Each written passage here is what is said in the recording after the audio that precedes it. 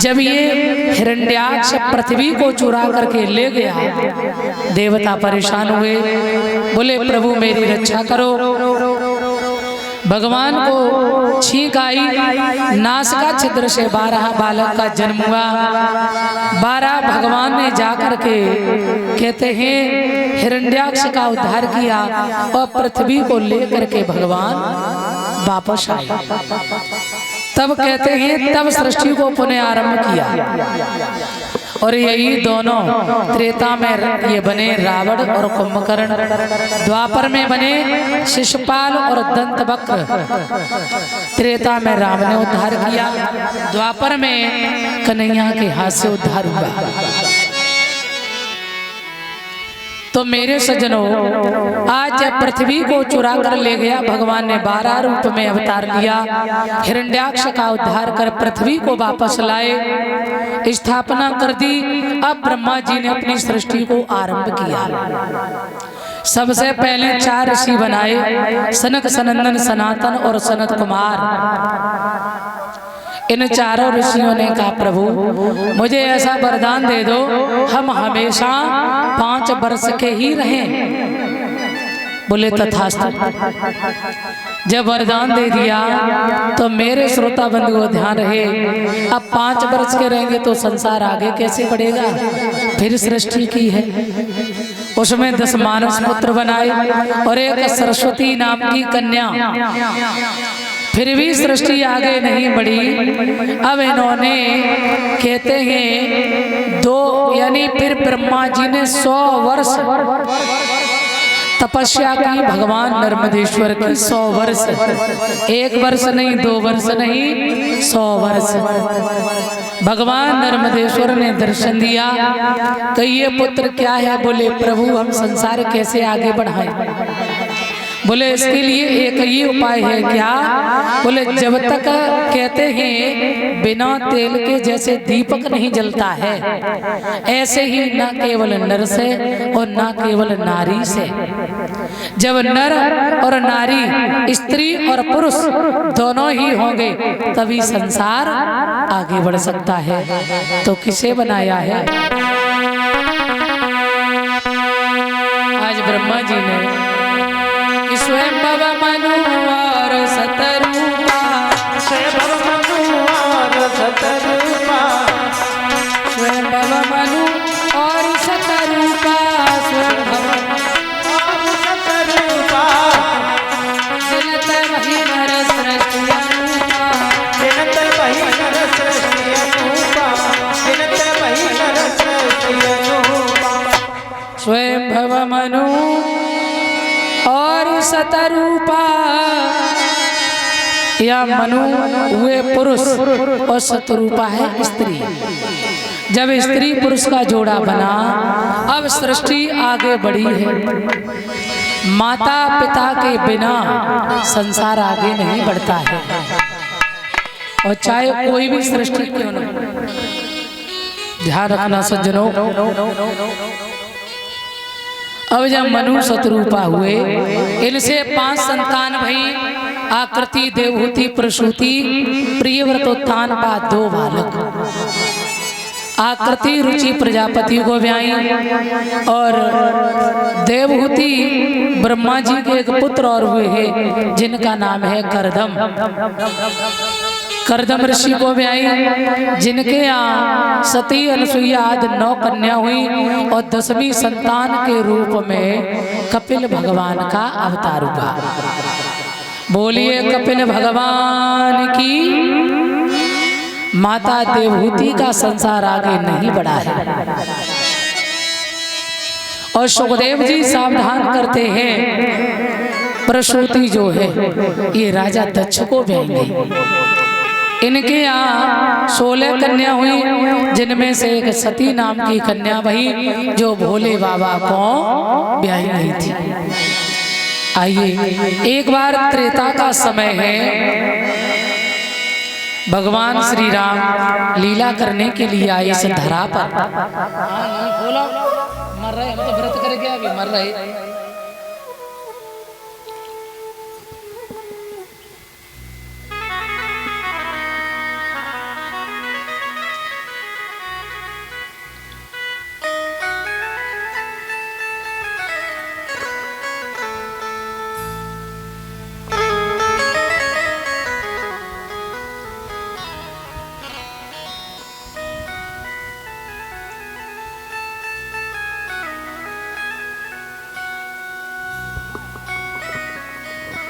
Hello hello hello hello hello बोलिए सच्चिदानंद भगवान की। तो भगवान श्री राम लीला करने के लिए आए त्रेता में, और लिखा है गोस्वामी तुलसीदास ने रामचरितमानस में, एक बार त्रेता जुग मोहि, एक बार त्रेता जुग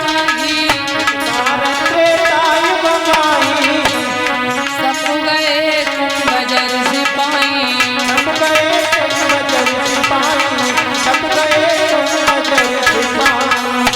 एक बार त्रेता जुग माही, और शंभु गए कुंभजर सिपाही। त्रेता में एक बार भोले बाबा कुंभज ऋषि के यहाँ सत्संग सुनने के लिए गए। तो जब सत्संग सुनने गए, ध्यान रखना मेरे सज्जनों, उसी समय इधर कहते हैं एक बार शब्द जहाँ रामचरितमानस में आया है ना, वहां कोई विशेष घटना घटी। बंधुओं ध्यान रहे, कहते राम जी का विवाह हुआ और भगवान श्री राम के लिए हुआ वनवास। और जब वनवास में भगवान राम गए, वहां से रावण ने माता सीता का हरण किया, और जब लंका में ले गए तो लक्ष्मण और राम दोनों लोग ढूंढते हुए जा रहे हैं, चारों तरफ ढूंढ रहे हैं, जंगल में खोज रहे हैं। और इधर कुंभज ऋषि के यहाँ भगवान भोले बाबा सत्संग सुनने गए। तो जब सत्संग सुनने गए तो मैया ने देखा, यानी सभी ऋषियों ने भोले बाबा का बड़ा आदर सत्कार किया और मैया का पूजन किया। तो कहते अकेले नहीं गए भगवान भोलेनाथ, संग सती जगत जननी भवानी, और पूजय ऋषि अखिलेश्वर जानी। जगत जननी माता परम्बा जगदम्बा भवानी, माता सती भी साथ में गई। परंतु हुआ क्या, जब संतों ने पूजन किया तो माता सती को ही गई शंका, जे हमारे पति की जब खुद ही पूजा कर रहे हैं तो ये कथा क्या सुना पाएंगे, ये मन में बहम हो गया। और यदि वक्ता छोटा है और श्रोता के मन में ये भाव आ गया तो ये सत्य है, ये कथा उसका कभी कल्याण नहीं कर पाएगी और न वो वक्ता उन्हें कुछ दे पाएगा। फिर कभी भी ऐसा भाव नहीं रखना चाहिए। देखो भोले बाबा ने मन से कथा सुनी, मैया ने मन से ना सुनी, कथा ब्राह्म भई और विदा लेके भोले बाबा चले। मुन संग विदा मांग त्रिपुरारी और चले भवन संग दक्ष कुमारी। जब भोले बाबा चले तो ऐसा ही नहीं, इधर से राम जी जा रहे हैं और जैसे ही आगे बढ़े भगवान श्री राम, क्या देखा, माता सती आ रही, भोलेनाथ आ रहे हैं। भोले बाबा ने मन में सोची, अगर जिनकी कथा सुन के आए उनका दर्शन और हो जाए तो बहुत ही खुशी की बात है। आगे से देखा तो राम जी आ रहे हैं और चारों तरफ ढूंढते हुए, खग मृग मधुकर श्रेणी,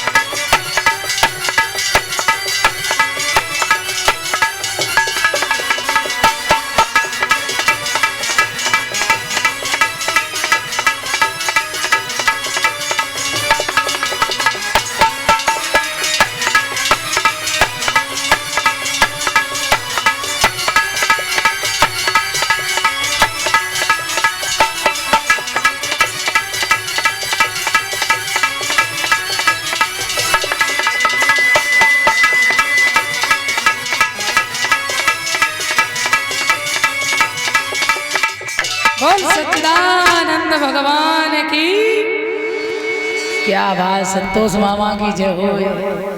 बोल गोविंद भगवान की। श्री सुखदेव जी सावधान करते हैं राजन, आज धीरे धीरे समय हुआ, भगवान भोलेनाथ आ रहे हैं, मैया सती के साथ इधर से राम जी जा रहे हैं। आत्मवित संपत पुंसा श्रोत व्याधि सुय परा, क्या कहा, बरिया ने सते प्रश्न। हे राजन, आपने जो प्रश्न किया है ये सर्वलोक कल्याणकारी प्रश्न है। अब इसमें एक ही बात है, क्या बोले, चारों तरफ से मन हटाओ और भगवान के चरणों में लगा दो। श्री सुखदेव जी अब यहाँ से सावधान करते हैं राजन, आप अपने मन को भगवान के चरणों में लगाए रहेंगे, आपका कल्याण अवश्य होगा। मन और इंद्रियों को एकाग्र करके रखेंगे तो। सबसे पहले सृष्टि वर्णन की कथा सुनाई है श्री सुखदेव महाराज ने राजा परीक्षित को।